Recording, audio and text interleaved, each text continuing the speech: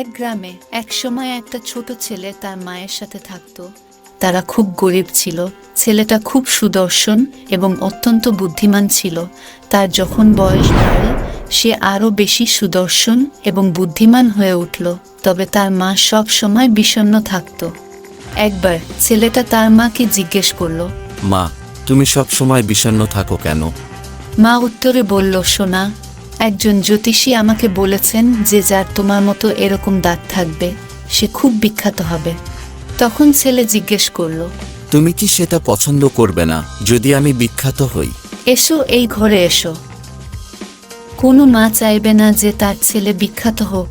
আমি সব সময় দুঃখিত থাকি, কারণ এই চিন্তা হয় যে তুমি যখন বিখ্যাত হয়ে যাবে তুমি আমাকে ভুলে যাবে এবং আমাকে ছেড়ে চলে যাবে। এটা শোনার পরে ছেলেটা কাঁদতে শুরু করলো। সে মায়ের সামনে কিছুক্ষণ দাঁড়িয়ে রইল, তারপর সে বাড়ি থেকে বেরিয়ে গেল। বাইরে থেকে একটা পাথর নিয়ে সে তার সামনের দুটো দাঁত ভেঙে দিল।